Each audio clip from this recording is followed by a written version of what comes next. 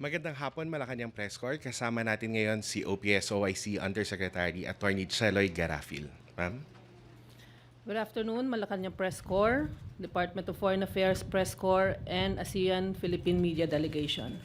The Asean Summit is the highest policy-making body in ASEAN, comprising the heads of state, of government, or ASEAN member states. It is held twice a year and serves as a venue for discussion and policy deliberations on various developments and global issues affecting the Southeast Asian region and beyond. The 40th and 41st ASEAN Summits and related summits will be held in Phnom Penh, Cambodia next week. The East Asia Summit, the ASEAN Plus 3 Summit, and the ASEAN Leaders Meeting with the UN Secretary General will be held concurrently. These related summits will review the existing and new areas of cooperation and exchange views on regional and international issues between ASEAN and its dialogue partners. The dialogue partners include Australia, Canada, China, India, Republic of Korea, and the USA. During the trip, the President will also meet with the Filipino community in Cambodia. He will update them on the programs and policies of his administration, especially on the protection and promotion of the rights and welfare of OFWs. To give us more details on the participation of President Ferdinand Marcos Jr. to the ASEAN Summit next week, we have this afternoon the following officials from the Department of Foreign Affairs: DFA spokesperson Ambassador Teresita Daza, Office of the ASEAN Affairs Assistant Secretary Daniel Espiritu, and Office of the Asian and Pacific Affairs Assistant Secretary Nathaniel Imperial. So, ma'am, ladies first. If you have any statement, please go ahead. Thank you. Just to thank the OPS for organizing this. It is a joint press conference. We also have the DFA Press Corps joining us online so that they can answer questions relative to this meeting. This is one of the important meetings that will be held this year, and we're very happy to have ASEC Daniel Espiritu, who's heading ASEAN, and also ASEC Neil Imperial, who heads ASPAC, to actually answer your questions, both on what's happening with ASEAN, but also as well as in terms of bilateral meetings that will be convened during this event. Thank you. We will now entertain questions. Questions from MPC? We have question from Jonah Giolagon of Asahi Shimbun. Please expound on the recommendations that foreign ministers will present to leaders in connection with Myanmar. ASEC Dan. Okay. Last October 27, we had a special foreign ministers meeting in Jakarta to discuss the issue of Myanmar. Okay, during that meeting, the different foreign ministers put forth a list of recommendations to push forward the implementation of the 5-point consensus.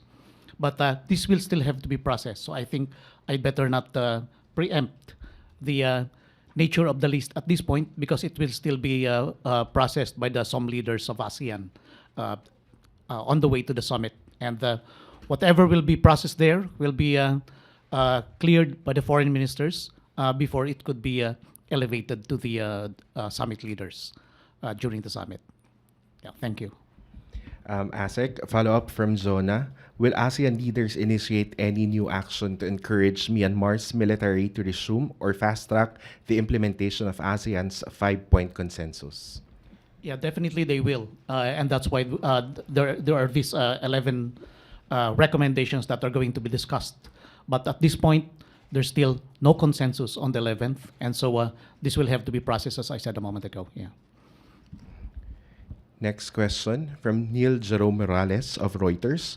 We are hearing from EU sources that ASEAN countries will have shown for the first time an interest in discussing a possible trade deal with the EU ahead of the EU-ASEAN Summit in December in Brussels. At the ASEAN Summit next week, Are there plans to launch exploratory talks with the EU for an EU-ASEAN FTA, or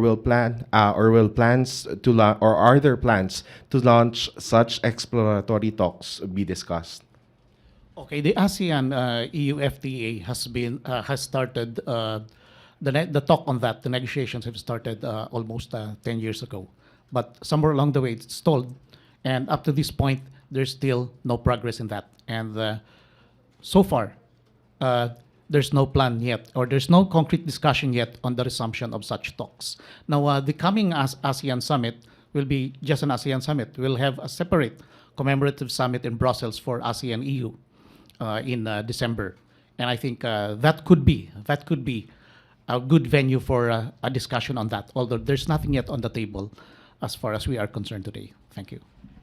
Can I just add to? Go ahead, just, ma'am. For backgrounder, as rightfully mentioned by ASEC, the talks on the ASEAN EU FTA has been ongoing. In 2007, negotiations for that was launched. In 2009, it was suspended. Then again, in 2017, it was agreed to relaunch the discussion on this, and a joint working group was established. But since then, there were other developments that were happening also at the bilateral level. ASEAN, individual ASEAN countries started also negotiating with the EU in terms of a bilateral FTA with them. So Singapore, for example, Malaysia, Vietnam, Thailand, Philippines, and Indonesia commenced negotiations on the FTAs. But the one that prospered was that of Singapore and Vietnam. And this track is also ongoing, besides the discussion on supposedly the ASEAN EU FTA. We were informed that there were actually discussions that were raised this year for a resumption of this, and the ASEAN actually also did a counter proposal, but it's still at the stage where there's ongoing discussions on it. But whether it will be launched and it will be undertaken is something that will still be seen, because from the ASEAN's perspective, we're waiting actually. The ASEAN is waiting for the proposal, the response of the EU in terms of their proposals presented to them already in August 2022. Thank you, ma'am. Vance Fernandez, Police Files.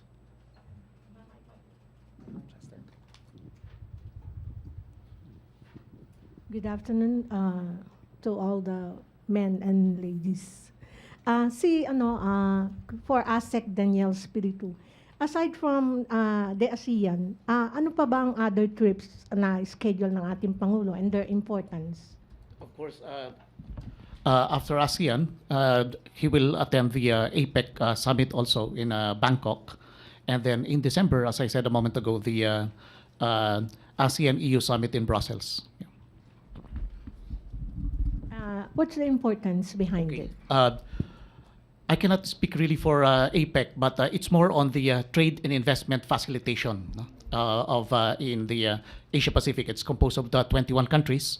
So the agenda there, especially on post-pandemic recovery, would be very crucial for the economic agenda of the region, especially in terms of resolving the outstanding issues that were spawned in the wake of the Ukraine crisis, especially food and energy security issues, the disruption of the supply chain, the supply chain in the world, and other measures that would be agreed upon by the 21 economic leaders of APEC to pave the way forward for more sustainable recovery in the years ahead. Yeah, thank you. Thank you very much, sir. Just add to the APEC. Yes, ma'am. Yeah. Okay. You asked for significance, but I'd also want to add to what ASEC Dan has mentioned. November will be quite hectic. You're correct in that. It will be a hectic period for DFA and the government because of the number of meetings that are going to be attended and participated in. And aside from the ASEAN, which will be held soon, immediately after will be Apec, and in the same month of November, where the President, the Secretary of Foreign Affairs, and the Secretary of Trade and Industry will participate in a Leaders' Week in Bangkok. This will be the first meeting of the President and his administration. And it will be significant because we are a founding member of APEC. As you all know, APEC was established in 1989. It has 21 member economies, and it covers the areas of trade and investment, energy cooperation, conservation of marine resources, telecommunication, and human resource development. It is significant to the Philippines largely because for the Philippines, APEC economies account for 85% of total trade of the Philippines. Over 7.5 million out of 10.7 million, or 70% of Filipinos abroad, call APEC region home. They are also responsible for 68% of the remittances making its way to the Philippine economy. And in terms of visitors to the Philippines from APEC, it comprises about 56% of tourist arrivals. Like all meetings, it's an important platform for us to actually share our experiences across different areas, the initiatives that were taken, especially in terms of the post-COVID recovery, our desire to actually see how more we can have more supply chain resiliencies. So there are a number of areas that are priority to the Philippines that we'll actually discuss. I'm happy to note that with OPS's support, there may be another briefing on the APEC, Philippine participation in APEC, that will be held or convened maybe on Monday. Okay, Monday, yes. So all questions related to APEC can actually be raised during that meeting. Next question, Raquel Bayan. Good afternoon po, ma'am. May we know po how many cabinet officials or kasino po yung bubuo ng Philippine delegation na mga kasama ni PBBM sa Cambodia po? In Cambodia.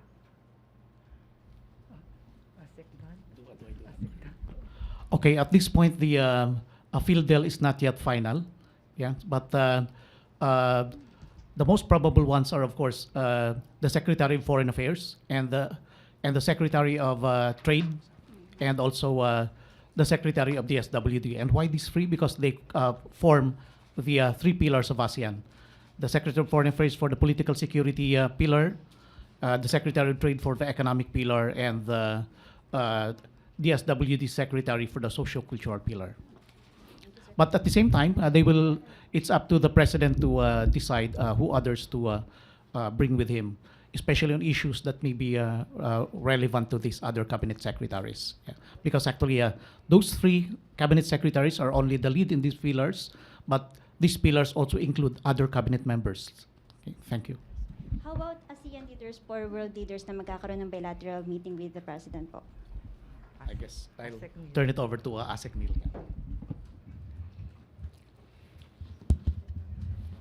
Thank you very much for that question. As you know, many world leaders and regional leaders will be present during the ASEAN meetings, so it's a great opportunity for our president to meet bilaterally with his counterparts. So far, we're still finalizing the bilateral meetings that will be conducted by the president, but I think it would be safe to say that the first one would be with the host government, with Cambodia. So the president is scheduled to meet with the Prime Minister of Cambodia, Prime Minister Hun Sen, as a matter of courtesy, and it will be their first meeting, and the first meeting as president, as the new president of the Philippines. We also expect a bilateral meeting between the president and the Korean president. As you know, the Republic of Korea is a key partner of the Philippines, economically, in terms of defense and security, and then also in terms of tourism. And we have a very multifaceted relationship with the Republic of Korea. So it's very important that they discuss current and pending issues between our two countries and the opportunities that we can pursue together with the Republic of Korea. Foremost among the topics that they will probably discuss will be the conclusion of the free trade agreement between our two countries. Now, Korea is only the second country with which we will be concluding a free trade agreement after Japan. Aside from that, we have a very robust defense and security cooperation, as you well know.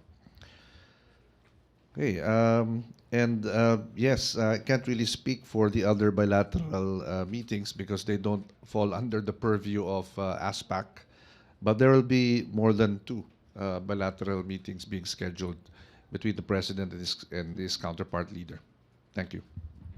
Okay. We have a question from Ron Lopez of Agence France Presse. We would like to know the expectations from the DFA on meeting. May we know what will the Philippines push for during the meeting? What will they block? Anything to expect regarding the 5-point consensus on Myanmar? Okay, let me start probably with the foreign policy priorities of the president when it comes to ASEAN. Of course, at the top of the list is the post-pandemic economic recovery and transformation. So that would cover food security, energy security, digital transformation, and the digital economy, and also climate change, in as much as this is very much related to our disaster management efforts in the Philippines. Now, with regards to international issues, especially on Myanmar, we are very much at the forefront of the call for the implementation of the 5-point consensus. And then on other international issues such as Ukraine, we are, of course, calling for the cessation of hostilities and the return of the concerned parties to the negotiating table. And also, we'll have to discuss also the negative impact, the global impact of the crisis, especially on the global economy. Stagflation, and again, energy shortage, food shortage, and the host of other ramifications of this conflict. Now, the South China Sea will also be there because we always carry that in all of our meetings in the international fora. Thank you. We have another question from Ella Hermonio of Nikkei. In an address last month, President Marcos said that ASEAN has been unable to bring Myanmar to the table to discuss and resolve their country's issues. He even proposed to engage with representatives of their military government. Will President Marcos talk about this matter during the summit, and if he will in fact propose a dialogue with the representatives of the junta? Definitely, the President will carry that issue in all of the meetings of ASEAN. But as for the exact proposals, I think it's better not to preempt that one because that will be fluid and that will be made in conjunction with the other heads of states of ASEAN. And, you know, ASEAN decides by consensus, not just by unilateral proposals. Yeah, thank you. Eden Santos, Net25. Good afternoon. Hello. And good afternoon po. Since this is the first time po na dadalo si PBBM sa ASEAN Summit, ano po yung naging pagpupulong kanina at yung briefing po ng DFA sa ating Pangulo? Well, you will be surprised. The President is very much informed about ASEAN. In fact, even apart from DFA, apart from our own briefings, because, you know, our briefings have been going on even before the ASEAN Summit. He's been getting copies of briefing papers from us. And there are also issues on the day-to-day operations of ASEAN that are brought to his attention through our communications and memoranda to him. So he's very well versed on the major issues of ASEAN. And so yung kanina, kumbaga pinunan na lang namin yung kaalaman niya on ASEAN. And we were happy to get also his inputs on how to go about the meeting in ASEAN, the discussions, and the issues that we will put forward. So that was a very productive discussion. Yeah, thank you.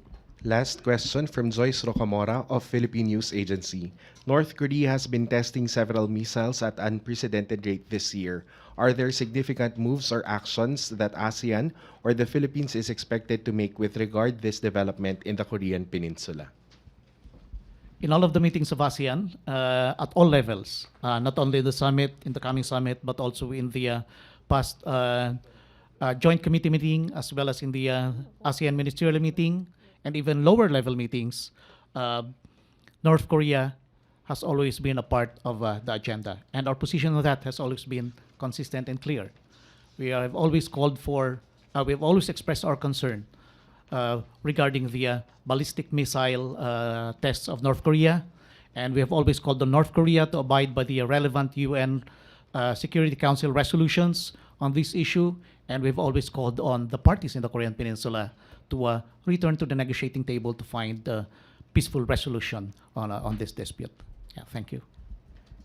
Oh, I will also turn the table to Asek Neil of ASPAC in as much as he covers more North Korea and the Korean Peninsula issues. Thank you. Thank you, Asik Dan. I'd just like to inform you that the Philippines has issued another statement on the November 2 ballistic missile launches of North Korea. And this is already the fourth statement to be issued by the Philippines since early this year, basically condemning the missile tests or launches, and as Asek Dan said, similar to the position of ASEAN, calling on all parties to resume peaceful dialogue and negotiations, and to lessen the tension in the Korean Peninsula. And this is of paramount concern to us because we do have around 46,500 Filipinos living and working in the Republic of Korea, in close proximity to North Korea. And we have called on North Korea to abide by the relevant UN Security Council resolutions as mentioned by Assistant Secretary Espiritu. Thank you. Thank you very much. That ends our briefing today. Let me thank again Ambassador Teresita Diaz, Assistant Secretary Assistant Secretary Daniel Espiritu, and Assistant Secretary Nathaniel Imperial for joining us. And thank you Malacanang Press Corps and the Department of Foreign Affairs Press Corps and ASEAN Philippine Media Delegation for your participation. Magandang hapon po.